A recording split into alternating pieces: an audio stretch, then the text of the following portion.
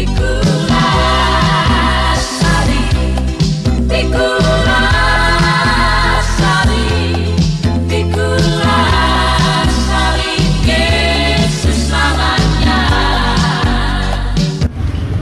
salam sejahtera bagi kita semua dalam Tuhan kita Yesus Kristus.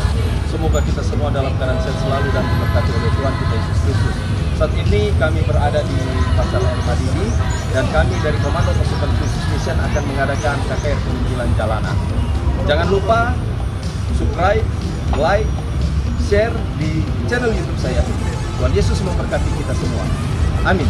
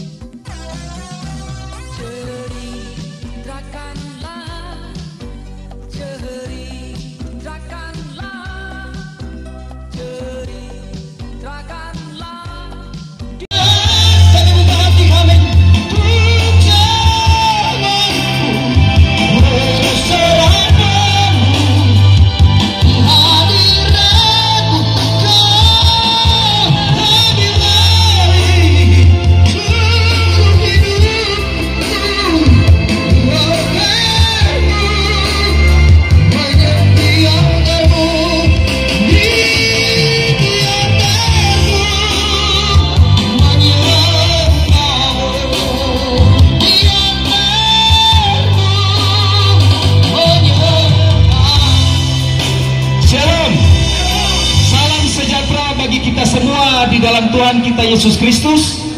Assalamualaikum warahmatullahi wabarakatuh. Pertama-tama kami dari Komando Pasukan Kristus mengucapkan terima kasih atas kesempatan waktu yang diberikan kepada kami, sehingga hari ini kami akan membagi berkat lewat menyampaikan firman Tuhan.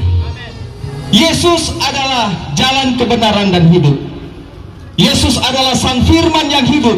Di dalam bahasa asli, di dalam Yohanes 1 ayat 1, en arche en hologos, kai hologos en prosoteon, kai theos en hologos, yang artinya pada mulanya adalah firman. Firman itu bersama-sama dengan Allah, dan firman itu adalah Allah. Yohanes 1 ayat 14, firman itu telah menjadi manusia. Tuhan Yesus, dia datang ke dunia untuk menyelamatkan manusia. Bangsa Yahudi, mereka menunggu namanya Hakikah Lamasia. Mereka menunggu, aduh, kapan kita akan dibebaskan? Karena ketika bangsa Israel, mereka jauh dari hadapan Tuhan, mereka telah melakukan hal-hal yang tidak baik di mata Tuhan, sehingga mereka apa? Diserahkan ke bangsa-bangsa yang menjajah mereka. Salah satunya mereka dibuang di Babilonia. Dan waktu itu seorang raja yang terkenal namanya Raja Nebukadnezar yang kedua.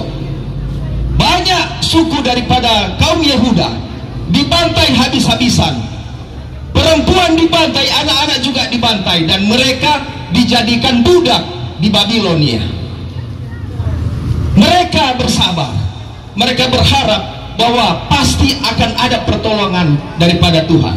Muncullah seorang nabi namanya Nabi Yeremia. Dia menyampaikan pesan-pesan dari Tuhan, sehingga bangsa Israel ketika mereka kembali ke jalan Tuhan, mereka akan diselamatkan. Zaman Tuhan Yesus, pada zaman itu Yesus lahir di 4 sebelum Masehi. Banyak orang tanya, kapan Yesus lahir? Nah, ini saya buka. Yesus lahir di 4 sebelum Masehi. Pada zaman itu ada seorang kaisar yang namanya Kaisar Octavianus Augustus. Dia adalah kaisar Romawi pertama yang memerintah, dan dia menjajah bangsa-bangsa waktu itu. Salah satunya di wilayah Yudea Samaria atau wilayah Yerusalem. Itu adalah kekuasaan daripada Kaisar Octavianus Augustus. Salah satu raja yang berkuasa namanya Herodes Agung. Herodes Agung inilah yang membangun bait Allah, sehingga bait Allah itu mencapai kemegahan. Dia mulai membangun dan dia mulai menata provinsi daripada Yudea, Samaria, dan Yerusalem mencapai kejayaan waktu itu. Tetapi paling buruk, Herodes Agung ini, dia banyak membantai orang waktu itu, orang-orang bangsa Yahudi yang membangkang. Herodes Agung ini keturunan daripada Idumea atau Edom, bangsa Edom, dan juga dia juga adalah turunan daripada Yahudi. tetapi dia tidak dicintai, disenangi oleh rakyatnya. Ketika Tuhan Yesus dia lahir ke dunia zaman Herodes Agung, disitulah diperintahkan anak-anak di bawah umur 4 tahun itu mereka menyingkir karena mereka akan dibunuh, sehingga keluarga Yesus dia menyingkir ke Mesir. Ini satu cerita kisah yang tidak pernah dicatat di dalam Alkitab. Ketika keluarga Yesus ini menyingkir ke Mesir, dia bertemu dengan 2 penjahat. Namanya Dismas dan Gestas. Itu tuh penjahat di sebelah kanan dan kiri Tuhan Yesus yang disalibkan. Waktu keluarga Tuhan Yesus menyingkir, tiba-tiba dia bertemu dengan Gestas. Gestas ini adalah seorang perampok. Dia rampok semua yang ada, termasuk keluarga Yesus di situ, diambil keledainya, kemudian dicegat oleh Dismas. Dismas lihat begini, tunggu dulu. Kebetulan Maria itu dia memeluk bayi Yesus yang dibungkus dengan kayu lampin. Sang Dismas ini dia bilang, coba buka itu, apa yang ada di kain itu. Ketika dia membuka, ketika Maria membuka kain lampin itu, tiba-tiba dia terkejut. Kok anak kecil mukanya seperti muka Tuhan, bercahaya. Istilah orang bilang nur di atas segala nur. Akhirnya dia bilang begini kepada Gestas, Gestas, lebih baik kau kembalikan, karena orang ini mencuri. Orang Manado bilang moso itu orang. Apa yang dikatakan oleh Maria?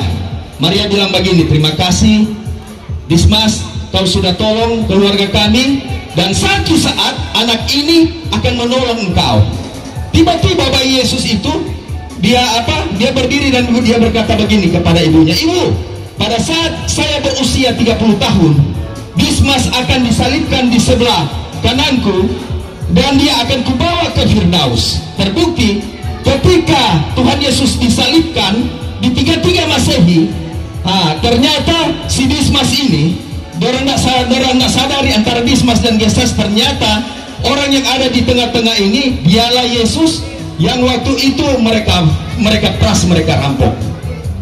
Yesus Kristus datang ke dunia ini untuk menyelamatkan manusia yang berdosa. Ketika mereka terikat dengan penjajahan Romawi, tetap Tuhan Yesus memberikan contoh, memberikan teladan, memberitakan namanya besorat Injil, bahwa Yesus adalah Ben Ha Elohim, dia adalah anak Allah, memberikan contoh yang baik, memberikan teladan, dan ke-12 rasul, 12 murid itu mengikuti Yesus, sehingga muncullah di dalam ayat 1 Yohanes 1 ayat 1 apa yang Rasul lihat, apa yang Rasul dengar, apa yang Rasul saksikan tentang Yesus itu, Yeshua Al-Masih, Isa Al-Masih. Itulah yang kami tuliskan kepadamu, sehingga Alkitab yang dikadamkan, yang dipakapkan, yang ditulis para rasul itu turun ke gereja, sehingga disebut gereja yang kudus, am, rasuli, dan apostolik. Pada zaman Tuhan Yesus, ketika dia beranjak besar, makanya ada orang bertanya seperti ini pertanyaan. Tiba-tiba Tuhan Yesus, dia Alkitab ditulis 12 tahun. Kenapa kan Tuhan Yesus 13 tahun sampai 29 tahun ini tidak ditulis? Itu banyak pertanyaan daripada orang-orang seberang. Baik, saya akan menjelaskan.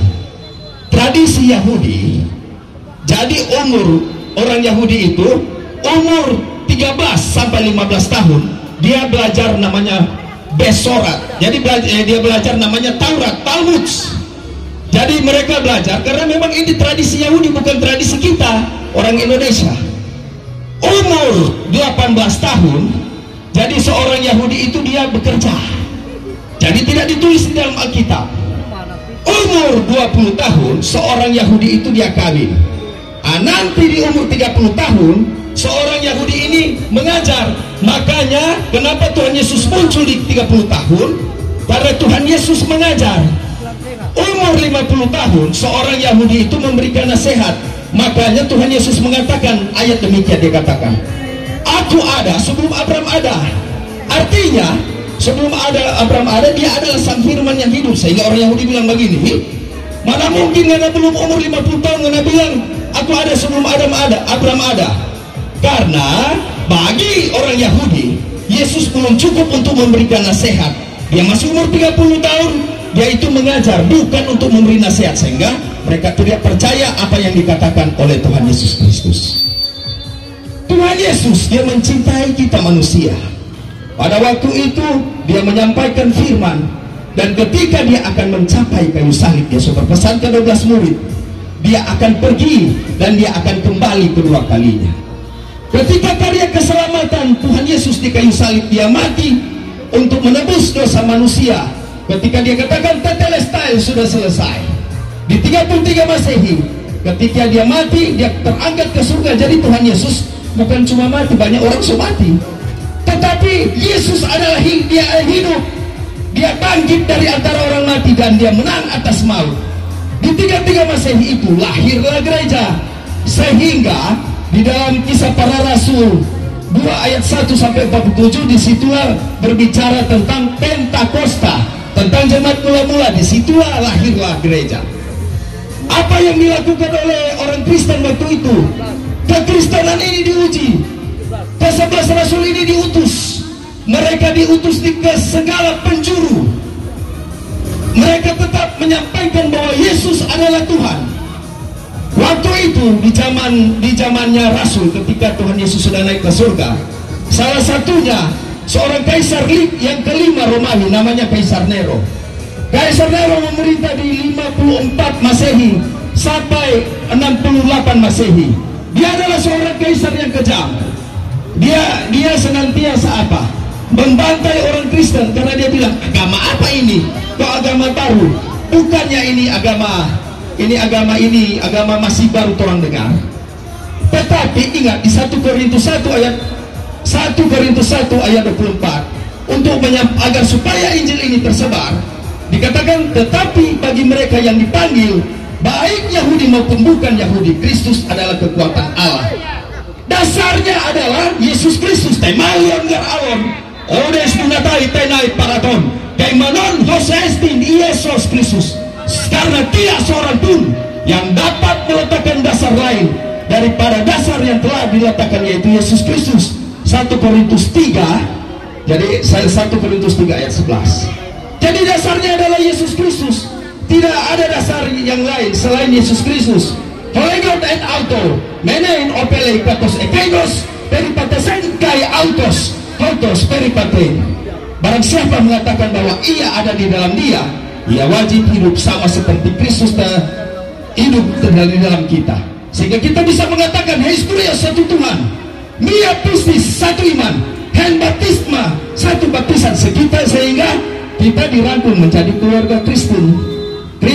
Jadi kita enak. Zaman Rasul mereka mengalami berbagai macam penganiayaan. Di 55 Masehi, ketika Kaisar Nero membakar kota Roma, dia mempersalahkan orang Kristen. Diadu dengan binatang, dibakar hidup-hidup, tetapi mereka mempertahankan kekristenan. Seorang Kristen, kita sebagai orang Kristen, jadilah teladan contoh di tengah-tengah dunia ini.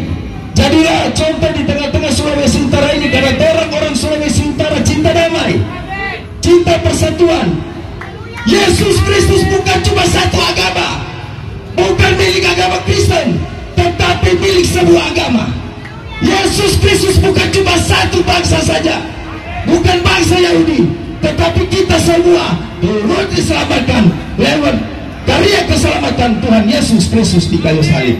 Semoga renungan pada ini bermanfaat buat kita semua. Saya tutup dalam Yohanes 3 ayat 30. Biarlah dia semakin besar, kita semakin kecil. Biarlah dia semakin bertambah-tambah, kita semakin berkurang-kurang. Nama Yesus dipuji, dimuliakan, dan disembah. Shalom Alaikum Muhammad Kristos Anesti Alitos Anesti. Amin.